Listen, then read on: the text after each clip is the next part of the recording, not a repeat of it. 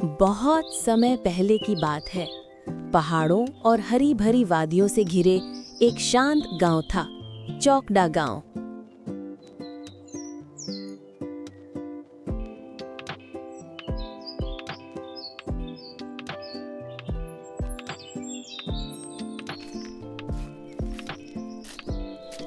उस गांव में एक गरीब लकड़हारा रहता था। उसका नाम था भीमू।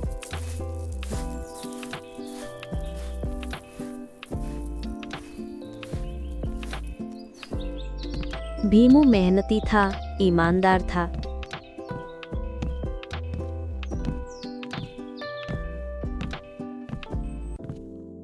लेकिन उसकी किस्मत उससे हमेशा खेल खेलती रहती थी।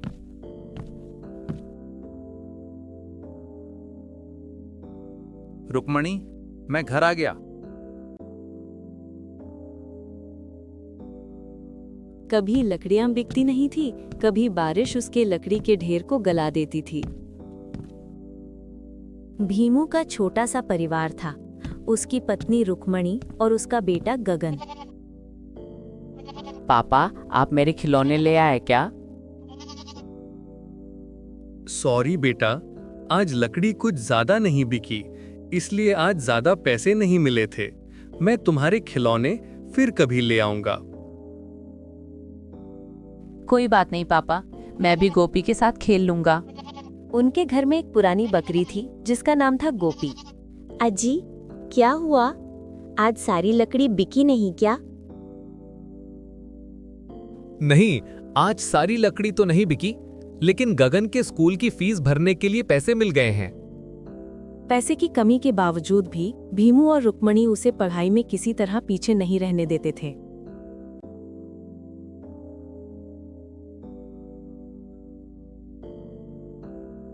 गोपी देखने में बेहद साधारण थी, सफेद रंग की, पतली दुबली और थोड़ी शर्मीली।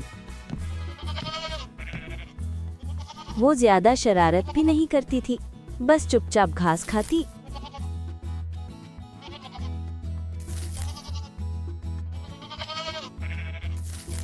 और गगन के पीछे पीछे घूमती रहती थी।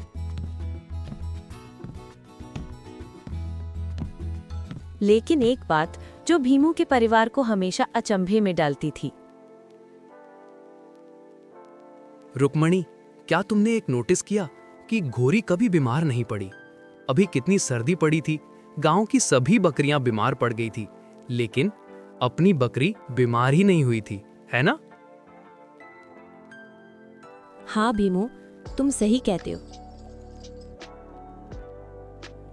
गोपी कभी बीमार नहीं पड़ती थी, चाहे मौसम कितना भी खराब क्यों न हो। वो हमेशा चपल, चुस्त और खुश रहती। एक दिन की बात है। सुबह सुबह सूरज निकला ही था कि गगन गोपी को जंगल की ओर चराने ले गया। वे एक छोटे से तालाब के पास पहुंचे। गोपी घास चर रही थी और गगन पानी में मछली को देख रहा था। तभी गोपी झाड़ियों के पीछे चली गई।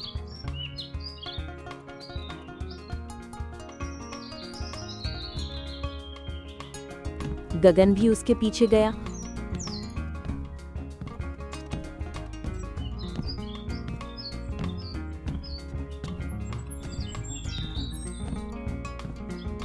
और अचानक उसकी नजर जमीन पर पड़ी किसी चमकदार चीज पर गई।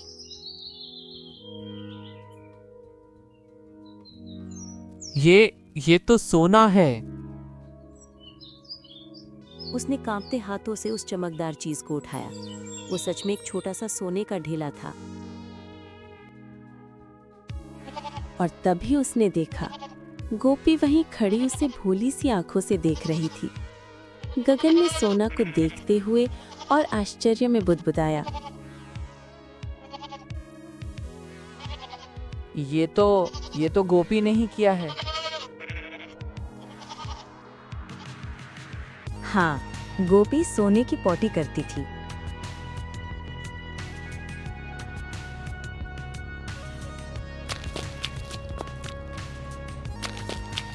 गगन सच जानकर उछल पड़ा। वो भागता हुआ घर पहुंचा और बोला, माँ देखो, गोपी ने सोना दिया है। रुक्मणी ने पहले तो कहा, पगला गया है क्या? बकरी भी कभी सोना देती है? लेकिन सोना देखकर उसके भी होश उड़ गए।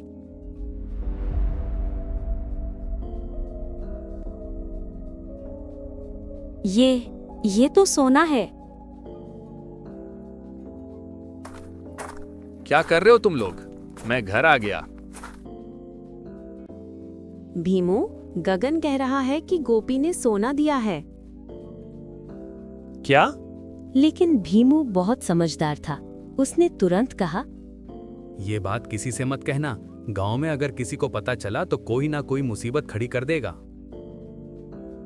ठीक है पापा, मैं किसी से नहीं कहूंगा। मैं भी किसी को नहीं कहूंगी। सबने मिलकर ये राज छुपा लिया।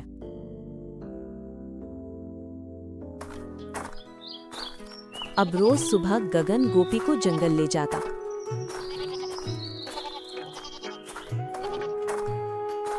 और हर दिन थोड़ी थोड़ी सोने की पोटी लेकर आता।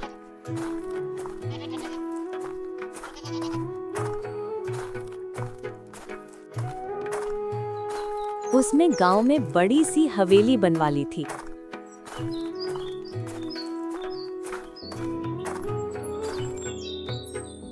सुख तो छुपाया नहीं जा सकता। गांव के लोग धीरे धीरे नोटिस करने लगे कि भीमू का घर पहले से बेहतर होता जा रहा है। अरे भाइयों, क्या तुम्हें पता है कि यहाँ भीमू इतनी जल्दी अमीर कैसे हो गया? हाँ भाई, कुछ लोग कह रहे थे कि उसके पास जो बकरी है ना, वो सोने की पोटी करती है। ये बात तो मैंने भी सुनी है। गांव का मुखिया, जिसका नाम था भैरव सिंह, बड़ा ही लालची और कुटिल व्यक्ति था। वो हर किसी पर नजर रखता था और जैसे ही किसी के पास पैसा आता, वो अपनी चालें चलाने लगता।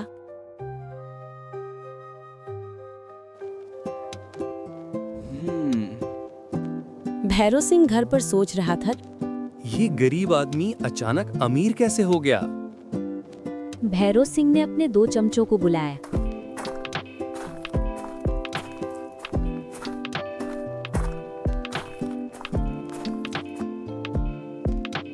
अरे मुखिया जी, क्या काम है? क्यों बुलाया है हमें? तुम दोनों को भीमू के घर जाना है। जाओ, पता लगाओ कि भीमू ने किस खजाने का पता लगा लिया है। ठीक है मुखिया जी, हम अभी जाते हैं।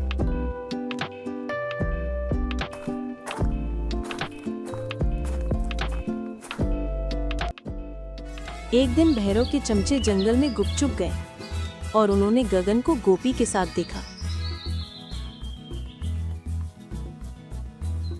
वे पीछे पीछे गए और उन्हें वो चमकदार सोना मिलता दिखाई दिया। अरे भाई, देख रहा है, बकरी ने सोने की पोटी की। हाँ भाई, ये तो चमत्कार हो गया। चल जाकर मुखिया को बताते हैं।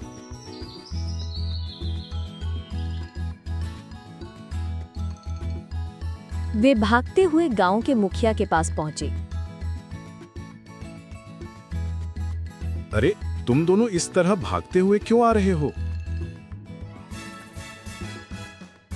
मुखिया जी, गांव वालों की बात सही थी। वो बकरी सोना करती है। मुझे पता था, कुछ ना कुछ तो गड़बड़ है। भैरव सिंह की आंखें लालच से चमक उठी। सोना करने वाली बकरी, ये तो बड़ा खजाना है।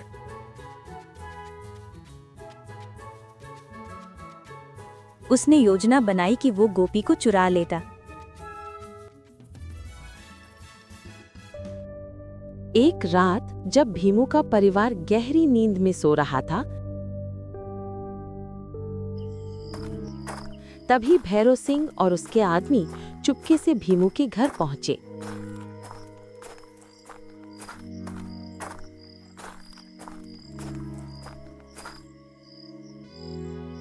उन्होंने गोपी को सोते देखा और मुखिया बोला, क्या यही है वो जो सोने की पोटी करती है? हाँ मुखिया जी, यही है सोने की पोटी करने वाली बकरी। हम दोनों ने इसे सोने की पोटी करते देखा था। अब ये बकरी मुझे अमीर बनाएगी। चलो अब जल्दी करो, इस बकरी को मेरे घर ले चलो।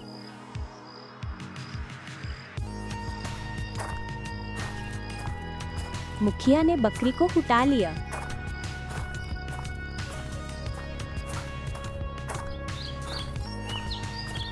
सुबह जब गगन उठा और उसने देखा कि गोपी आंगन में नहीं है, वह रोने लगा। तभी भीमू और रुक्मणी गगन की आवाज सुनकर आंगन में आए। अरे गगन, क्या हुआ? क्यों रो रहे हो? अरे हमारी गोरी कांदी। भीमू और रुक्मणी भी परेशान हो गए। ये जरूर किसी की चाल है, हमें गोपी वापस लानी ही होगी। मुझे लगता है ये मुखिया का ही काम है। हो सकता है, क्योंकि मुखिया बहुत लालची है।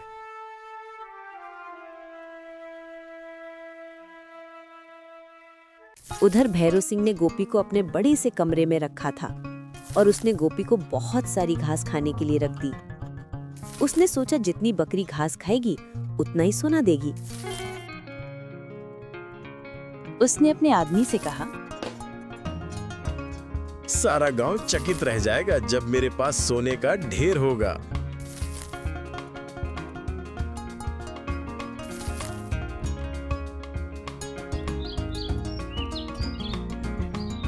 लेकिन जैसे ही सुबह हुई और गोपी ने पोटी की, वो देखकर भैरव सिंह की आंखें फैल गईं। क्योंकि वो सोना नहीं था, वो बस साधारण बकरी की पोटी थी।